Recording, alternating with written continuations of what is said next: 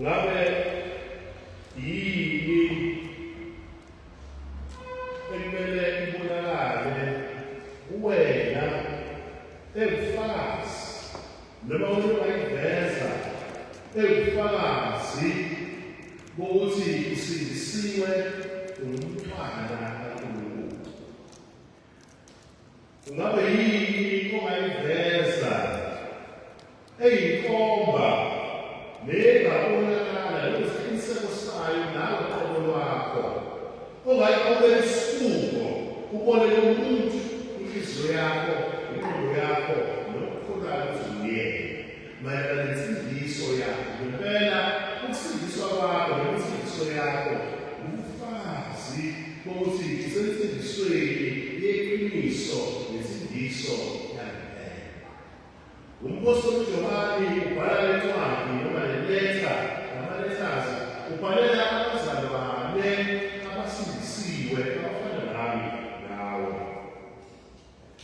Ubhalela abazalwane abasindisiwe ukubanikeza izwi likaNkulunkulu lencwadi ukuthi ayibe isikuko bona abazokuba sona uma ngabe uyizwi likaNkulunkulu. Ngabe uyizwi likaNkulunkulu lelesikuko elizokhomba ukuthi bona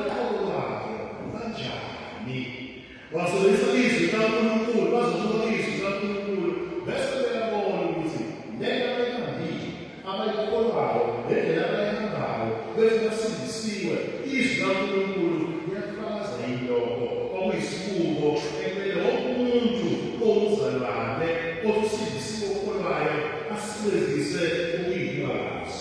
Amen. Umpostoli Paul ubhala le-chapter ngesikhathi ibandla amabandla ahlaseleke kakhulu. Uvukele abantu ngaphakathi ebandleni abangabaphili Kristu. Amen. Umpostoli Paul phakathi ibandla abantu abahamba ngeqiniso kodwa bagcina sebengabazi ukuhamba kwabo ngoba labantu abafundisa amanga nabegcina beletha ukubaxwasa bakhiphe inyumbazana nabo abantu babeqiniso bagcina sebeyibona ukuthi impela bafanele abayesebi bayilandela lezi mfundiso lezi zamphiki Kristu zi-antichrist zalabantu abafikile bafundisa okuhlukile nevangeli likaKristu nokuhlukile nevangeli abapostoli abajengayo uJohane.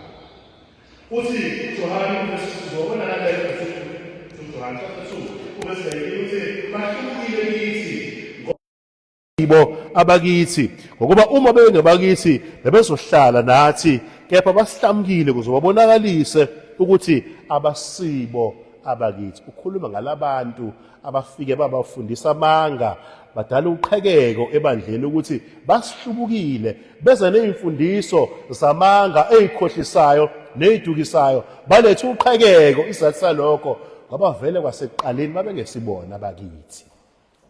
Amen. Ingakho beletha lokuqhekeka, ingakho beletha lokucwasa nokukhipha abanye abazanyumbazane ngoba vele abakaze basindiswe labantu, abakaze babe ngabantwana bakaNkulunkulu, abakaze vele ngokweqiniso babe sesibayeni somhlambi wezimvu zikaNkulunkulu. Ingakho beletha lezi imfundiso eziphika uKristu, eziphika ideity kaKristu, ezihlukanisa uKristu oyindodana kaNkulunkulu noyise. Bathi no, ungakholwa kuNkulunkulu kodwa uKristu cha. Amen. Bambeka uKristu hayi njengoNkulunkulu, njengomuntu nje ekumele kudlulwe nje kuyena, kodwa hayi ngoba enamandla futhi hayi ngoba futhi uKristu enguNkulunkulu. Amen. Uma uzofunda lento ngifuna uyifunde ekhaya, uma ufunda ku chapter 3 uverse 10 to verse 18 uzoyibona lento, lezi imfundiso umpostoli Johane akhuluma ngazo abayilethile abaphiki Kristu namanje ebandleni zikhona. Emabandleni zikhona kuneyimfundiso ezikhona emabandleni manje, imfundiso ezihleka nabantu abahleka nawe. Uthola abantu abaningi beshaya izandla zibakitaza lezo intshumayelo. Ithi indoda imphambili ithi khuluma nabantu abakhulumisayo. Amen.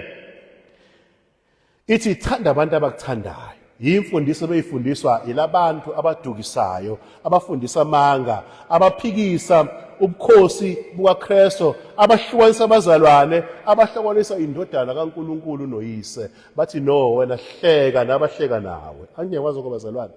Kuthiwa thanda okuthandayo. Amen. Bathi khulumisa okukhulumisayo. Amen. So le ncwadi ndiwasilo isibuko sokuthi uma sowizwe lezo imfundiso njengalezo zabantu abadukisayo abalethele izinto ezifana nalezi, wena mawuyibuka lento esibukweni umiphi mayelana nezimfundiso? Amen. Uyayikholwa yini na? Uhamba ngazo na? Uhleka abahleka nawe, ukuthanda abakuthandayo, ukhulumisa abakukhulumisayo yini? Yet nisemzimbeni owodwa, nisebandleni elilodwa. Ngabe lokhu kuqhekeko uyal-endorsa noma ukuqhekeko nawe ushaya isigxivizo ngokulandela lezi imfundiso zalabantu abangabaphiki uKristu. Amen. Khona into ezimbalwa abazalwane engicela siyibuke after sindlalelo sami. Ekumele uyibone ke manje kuwena uma uyibiza ngomntwana kaNkuluNkulu. Khumbula kumele kube khona izinto eziwuphawu enhlizweni yakho nezobonakala kuchichima kwenhliziyo ngaphandle ukuthi ngempela umama Mlowabe umntwana kaNkuluNkulu. Amen. Ngendlela ahamba ngayo nangalezi zinto esizoyibona kuyena. Bheka umpostoli John into oqala nje uthi okokuqala kumele sikubone ukukholwa kwakho kuKristu okubufakazi bensindiso yakho. Amen. Bheka uverse 1 uthi uverse 1 yilowo nalowo okholwa ukuthi uKristu unguNkulunkulu uzelwe nguNkulunkulu. Lowo othanda ozelweyo uyamthanda nomzeleyo. Kodwa abafundisi bamanga into ade beyigqugquzela beyipromota yile bihlukanisa abazalwane ozoyibona masufunda uJohn chapter 2, 1 John chapter 2 from verse 18 to verse 23. Ngicela ngifundele ukwazi ukufunda kahle. From verse 18 to verse 23 uzoyibona lento ephambanayo leyimfundiso zamapostoli ebesiyipromotwa yilaba bafundisi bamanga. Umpostoli uJohn axwayisa ngalibandla chapter 2 verse 18 to 23.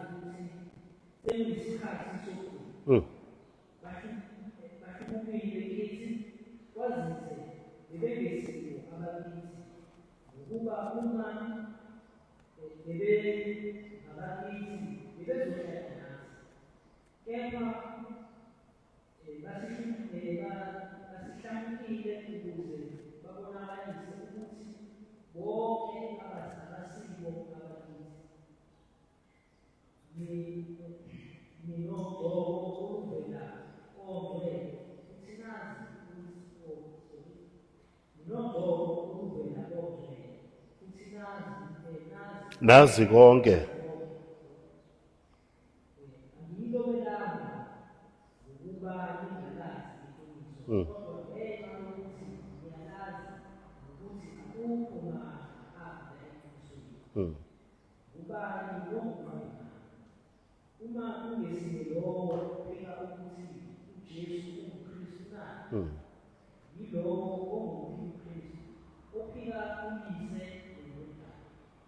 so bonke abasindiswe ngeqiniso abakholwayo abakwazi ukuhlukanisa indodana enguKristu noyise. Uthi okholwa ukuthi uJesu unguKristu uzelwe ubani? Uyise, uyise unguNkulunkulu. So ke insindiso nokukholwa kuvela insindiso ivela ngokukholwa. True salvation iza ngokukholwa, ukholwa kuKristu Jesu ukuthi uJesu uyindodana kaNkulunkulu. Into yokuqala leyo ekumele ibonakale kulabo abazibiza ngabantwana bakaNkulunkulu, abashaya away from lezi zifundiso ezimphikayo uKristu ukuthi uKristu uzelwe nguNkulunkulu. Indeed uKristu ungumntwana noma uKristu uyindodana kaNkulunkulu. Amen. So loyo naloyo okholwayo ukuthi uKristu uyindodana kaNkulunkulu, ukholwa ukuthi uzelwe nguNkulunkulu futhi uyakholwa nguNkulunkulu, loyo uzelwe kabusha, usindisiwe. Amen. Uthi-ke yilo naloyo okholwayo ukuthi uJesu Kristu ubani unguNkulunkulu uzelwe kabusha, verse 1. uJohn usebenzisa igama bazalwa lokukholwa, believing. Ukuqhubeka noma uveza umqondo, okuqhubekayo ukuthi uveza umqondo ukuthi akungabi nje ukukholwa okuzwa ngesikhathi esithile. Yebo kona uJesu uyindodana kaNkulunkulu, siyayizwa lento. Ekuhambeni kwesikhathi umoya uyingabaze lento. Amen.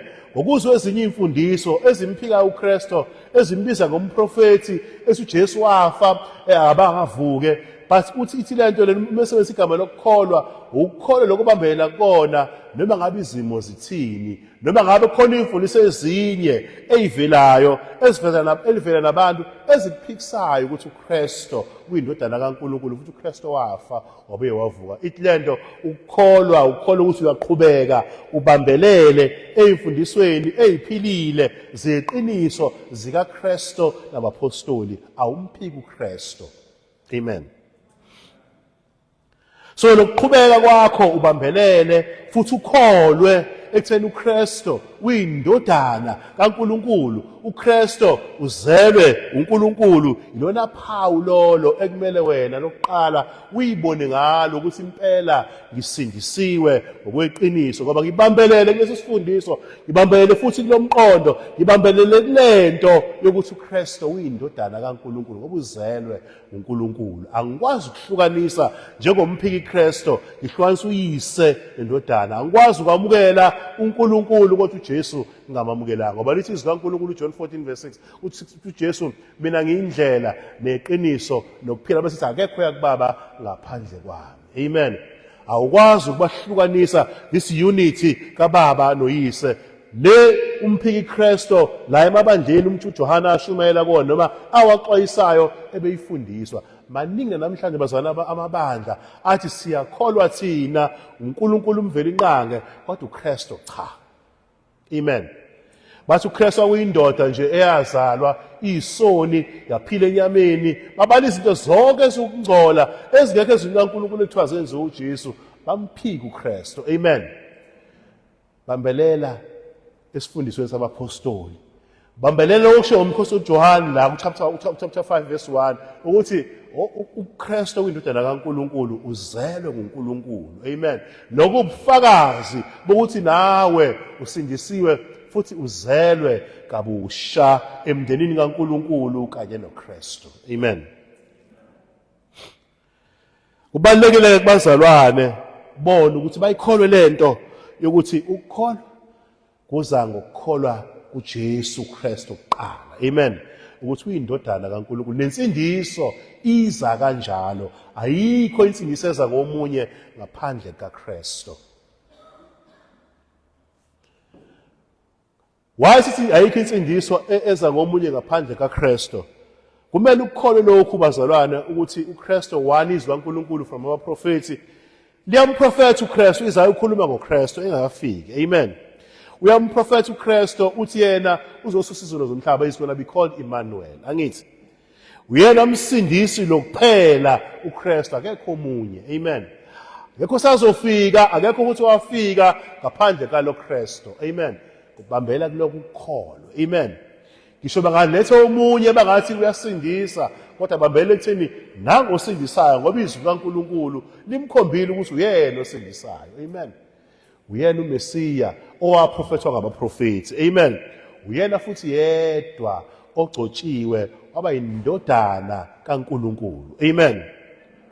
Uyena uNkulunkulu amthumela ebantwini ukuthi azobasindisa ezonweni zabo. Kepha abafundisi bamanga ngalesa sikhathi namanje babe bakhohlisa abazalwane, bekhohlisa amabandla, namhlanje kusenzeka. Amen. Zikhona izinto noma nezimfundiso ebeyifundisa ngalesa sikhathi ezisacommon namanje, esizibonayo emabandleni namanye athi asindisiwe. Amen. Abathi bamphika uKristu bathi no, zikhona ezinye indlela esingangazo kuNkulunkulu. Zikhona futhi ezinye indlela izono zethu engaxolelwa ngazo. Kuthiwa hamba uyonikela lapha kuliya mbenge liya. Bose uyakhuluma zonke izono zakho zobe zixolelwe. Amen.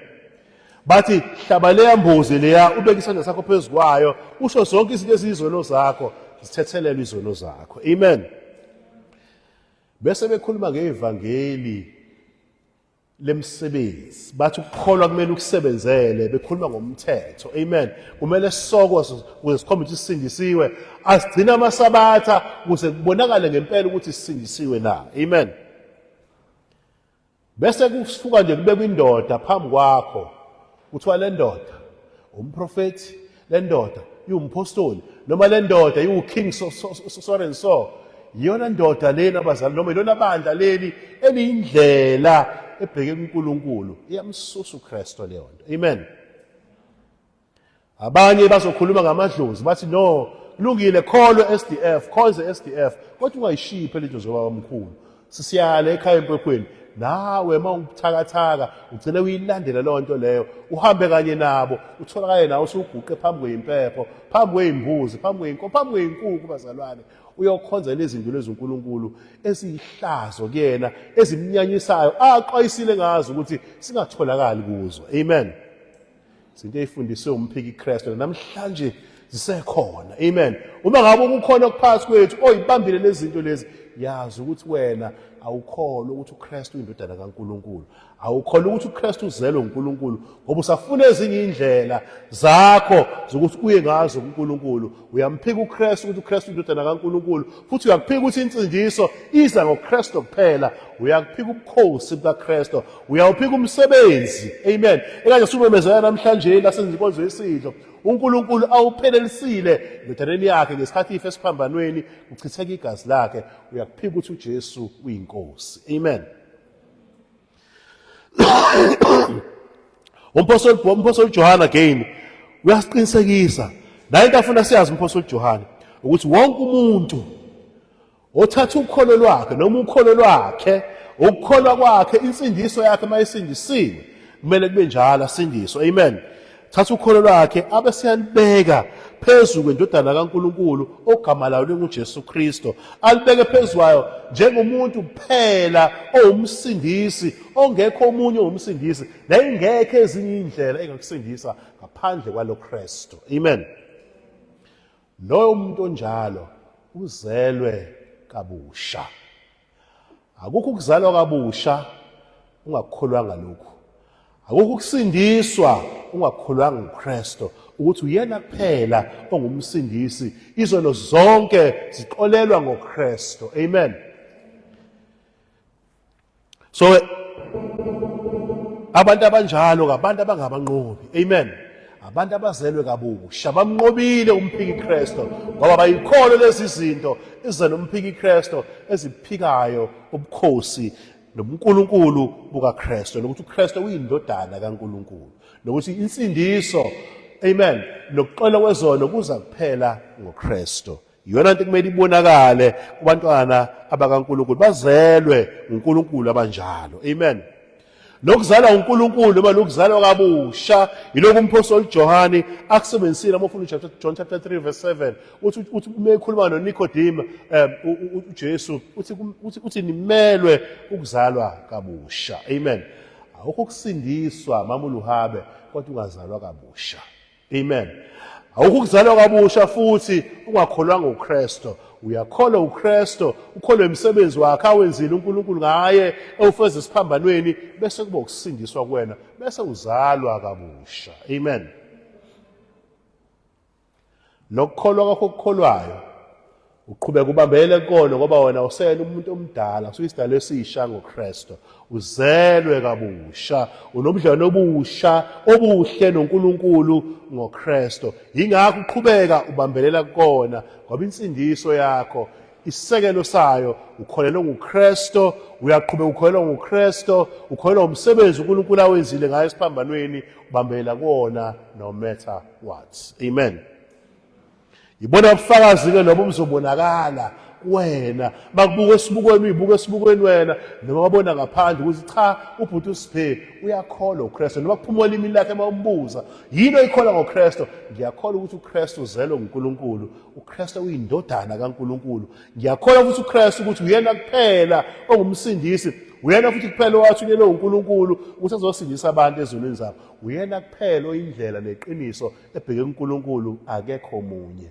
Bona bufakazi lobo ekumele butholakale kithina masingabuzwa sithi sindisiwe. I-answer kufanele ibe njalo ukuthi siyakholwa ukuthi uKristu uyindodana kaNkulunkulu, siyakholwa futhi ukuthi uKristu uzelwe nguNkulunkulu. Amen. Uyindodana kaNkulunkulu. So leyo nto idala ubudlelwane obuhle phakathi kwakho noNkulunkulu. Abukho ubudlelwane phakathi kwakho noNkulunkulu obungeza ngemhlatshelo. Abukho ubudlelwane phakathi kwakho noNkulunkulu obungeza ngebandla. Abukho ubudlelwane obuhle phakathi kwakho noNkulunkulu obungeza ngemnikelo. Abukho ubudlelwane obuhle phakathi kwakho noNkulunkulu obungeza nomfundisi. Kodwa ubudlelwane bakho buhle phakathi kwakho noNkulunkulu abuzi ngendlela enye phela uKristu. Amen. Kumele buze kanjalo. Busekele uKristu nobudlelwane abazalwane. Neso bazalwane. Bafuna uJohn chapter 1 verse 12. Uthi uJohn chapter 1 verse 12 bonke abamamukelayo, ukhuluma ngabantu abasindisiwe, abamukela ivangeli leqiniso likaKristu. Uthi ke labo abakholwa egameni lakhe wabapha igunya, egameni kabantu bazalwane likaKristu. Amen. Wabapha igunya lokuba babe ngabantwana bakaNkulunkulu. uKristu obaphe igunya lokuthi babe ngabantwana bakaNkulunkulu, babe ingxenye yomndeni kaNkulunkulu, bakholiwe indodana enguKristu. Amen. Ngalokho abazalwane, lobudlelwane abanabo is a permanent relationship between bona noNkulunkulu ngendodana yakhe uKristu. Abamhlukanisi uKristu noNkulunkulu. Amen. So uma ukholwa ngempela, usindiswe ngempela, ayikho into kumzalwane ethi uma esindisiwe insindiso yakhe, ngizolwa bazongithini, okholwa ngeqiniso, osindiswe ngokweqiniso, wavuma izono zakhe, wase yaphenduka, wase yakuphokophela ukuphila ngomngcwele, ehamba ekukhanyeni, elandela imfundiso zabapostoli, elandela imfundiso zikaNkulunkulu, emthobela uNkulunkulu akuswele ezwini lakhe. Akekho umuntu osindisiwe nonjalo oxela izono zakhe ongabuye futhi aphume aye ngaphandle kwesibaya sikaNkulunkulu kuthiwa uwile, ubackslidile. Amen.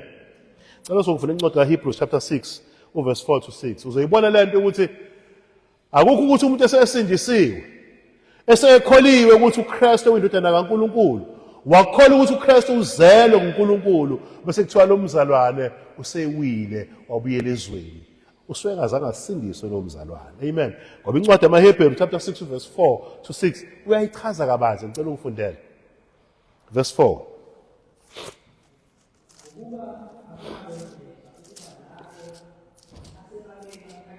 Funda kancane slowly. Ngokuba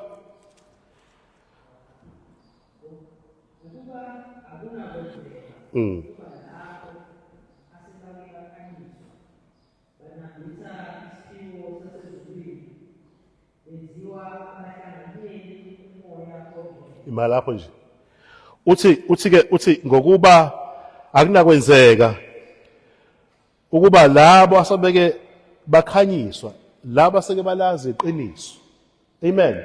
Bahambe ekukhanyeni, babambele esifundisweni esiphilileyo, bakholwa ukuthi uKristu uyindodana kaNkulunkulu, uKristu uzelwe uNkulunkulu. Abesethini bazibuka umqhubeka lapho. Athi banambitha isiphiwo sasezulwini, benziwa abahlanganyela kumoya, bathola umoya oyingcwele nabo. Amen. Awukwazi ukuhlanganyela kumoya. Amen. Kodwa ungazange usindiswe. Amen. Umoya oyingcwele uthola the day usindiswa. Akahlali kumuntu ongasindisiwe umoya oyingcwele. Amen. Yingakho umuntu osindisiwe angekashelele awe aphumele ngaphandle kokukholwa, aphumele ngaphandle kwensindiso, kuthi usezweni siyamlanda. Ngicela ungiqhubekele.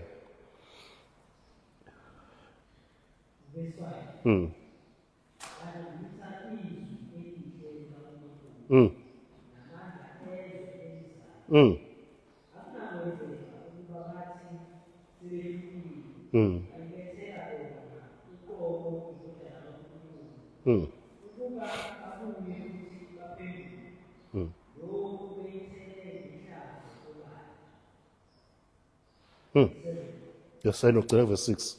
Lezo zayelento le akunakwenzeka baphinde futhi baphenduke ngoba bakazi basindiswe sebehlulelwa bathenga into naNkulunkulu ngehlazo. Amen. Abaphiki Kristu bebelazi iqiniso. Amen. Bebephakathi kwabazalwane uthi umpostoli uJohane baphumile basihlubuka. Baphuma kithi ngoba bebevele bengasibo abakithi. Amen.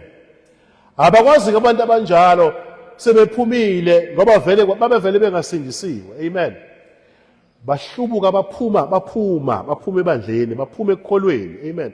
Ekade vele bezenzisa kona abakwazi bezwile iqiniso bakhanyiswa bezwa banambitha izinto ezifundiswa isifundiso esiphilile baqhubeka bangakholwa bese bephumile kuthiwa siyobalanda ngaphandle bashelelile. Akekho umuntu obackslide-ayo osindisiwe ngokweqiniso. Amen. Umuntu osindisiwe ngokweqiniso uyabambela eqinisweni kaNkulunkulu, athobele umthetho nemiyalo kaNkulunkulu, agcine imiyalelo kaNkulunkulu. Isho samsesibili leso. Uthi umpostoli John kuverse 2 verse 3 uthi ke nalo uphawu futhi olunye lwesibili lezinto ekumele uyibuke kuwena osusindisiwe. Hayi mase iqhatha bazalwane leni. Uthi uthando lwakho othusindisiwe kwabanye abazalwane abangabantwana bakaNkulunkulu kanye nawe nothando lwakho kuNkulunkulu. Amen.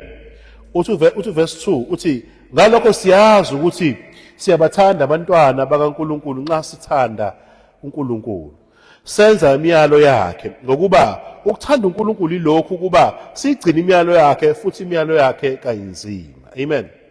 So la into esibili ke umpostoli John asitshela yona la ukuthi uthando yona nto yesibili ekumele umntwana kaNkulunkulu osindisiwe athi methatha isibuko siyizwi likaNkulunkulu ukuthi uNkulunkulu bekhuluma ngothando ukhuluma ngani abesiyayibuka yena njengalo othi usindisiwe othi ngumntwana kaNkulunkulu othi uyakholwa ukuthi uKristu uyindodana kaNkulunkulu okholwa ukuthi uKristu uzelwe nguNkulunkulu athatha isibuko ayibuke bekhulunywa ngothando lithini izwi kaNkulunkulu malikhuluma ngothando kakhulu kwabanye abazalwane.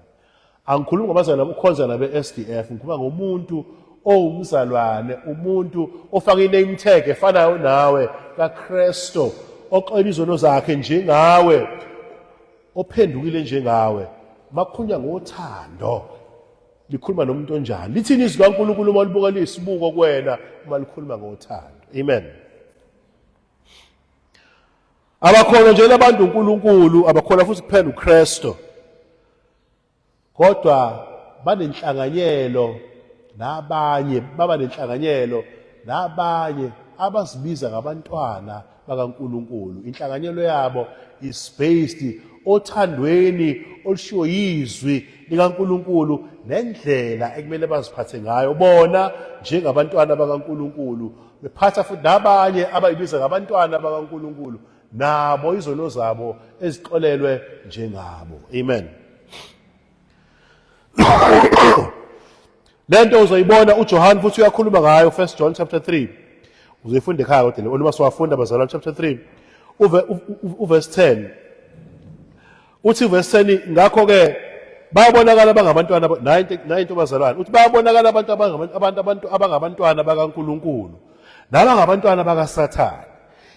Lowo ongakwenzi ukulunga akasiye kaNkulunkulu nalo ongamthandi umzalwane wakhe akasiye okaNkulunkulu. Amen. Isibuko lesibazalwane.